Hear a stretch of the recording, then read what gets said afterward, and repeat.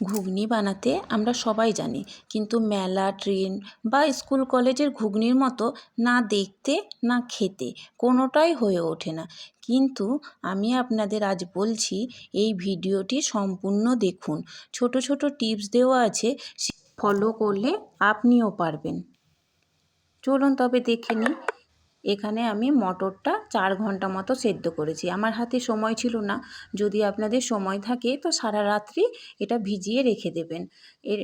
তবে খুব ভালো হবে। আর আমার হাতে যেহেতু সময় ছিল না, তাই আমি এটা 4 ঘন্টা মতো ভিজিয়েছি। তারপরে দিয়ে দেব লবণ, আর এখানে অবশ্যই করে দিয়ে দিবেন একটু হলুদ। এই হলুদ দেওয়াতে কিন্তু আপনার রঙটা পুরো দোকানের মতো আসবে। পুরোটা না এলেও হাফ তো আসবে। তারপরে দিয়ে দিলাম 1 কাপ মতো জল। খুব একটা বেশি জল দিতে হবে না, মোটামুটি মটরটা যেন ভিজে থাকে। তারপরে কুকারটা আমি বন্ধ করে 3টে সিটি পর্যন্ত অপেক্ষা করব।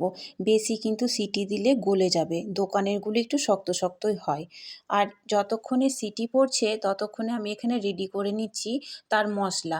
তো এখানে আমি আলু কাটছি। তো আপনাদের এখানে বলে রাখি, আমি আলু খুব ভালোবাসি আমরা, তার জন্য আলুটা দিচ্ছি। আলু কিন্তু অপশনাল। বিশেষ করে বলতে গেলে ঘুগনিতে যদি আপনারা আলুটা নাই দেন তাহলে সবথেকে ভালো হবে। তো যাই হোক, এখানে মশলা আমি এখানে মোটামুটি একটা বড় সাইজের পেঁয়াজ নিয়ে নিয়েছি, আর দেখছেন তো আলু নিয়েছি, আর নিয়েছি একটা টমেটো। আর এই আদা মশলাটা দেখছেন, এই আদাটা হচ্ছে মেন। আদা যতটা নেবেন তার কিন্তু হাফ নিতে হবে রসুন, আর স্বাদ মতো লঙ্কা নিয়ে নেবেন, বেশি হলে বেশি, কম হলে কম। তো কড়াইতে আমি তেল গরম করে একটা এলাইচি দিয়ে দিলাম। তারপরে পেঁয়াজটা একটু নরম হতেই আলুগুলো দিয়ে দিব। এখানে রেগুলারের রান্না, তো আমি আলুটা আর মানে আলাদা করে ভাজলাম না, পেঁয়াজের সঙ্গেই দিয়ে দিলাম। আর হালকা আছে এটা ঢেকে ঢেকে ভাজলে আলুগুলোও কিন্তু ওই একসঙ্গেই ভাজা হবে। আর এখানে দিয়ে দিলাম 1 চামচ আদা বাটা আর হাফ চামচ রসুন বাটা। এটা কিন্তু খুব খেয়াল রাখবেন রসুনটা যেন বেশি না হয়। তারপরে দিয়ে দিলাম লঙ্কা, আর দিয়ে দিলাম টমেটো। আর রেগুলার মশলাগুলো যেগুলো থাকে, হলুদ, লবণ, জিরে গুঁড়ো, ধনে গুঁড়ো, এইসব অল্প অল্প করে দিতে হবে। খুব একটা বেশি দিয়ে দিলে কিন্তু ঘুগনিতে বেশ মশলা মশলা লাগে।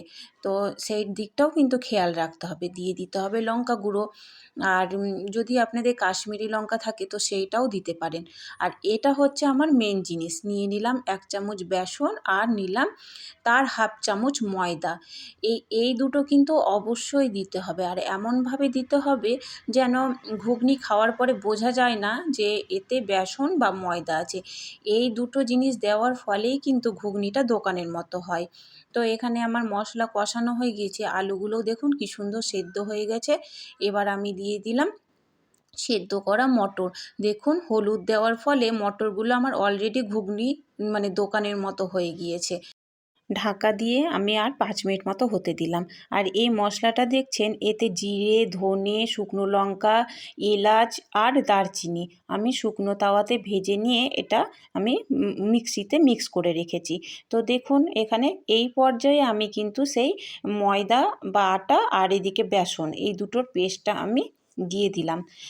একদম সামান্য পরিমাণ, আপনাদের আবারও বলছি, খুব সামান্য পরিমাণে দিতে হবে। উপর থেকে দিয়ে দিলাম সেই ভাজা মশলাটা।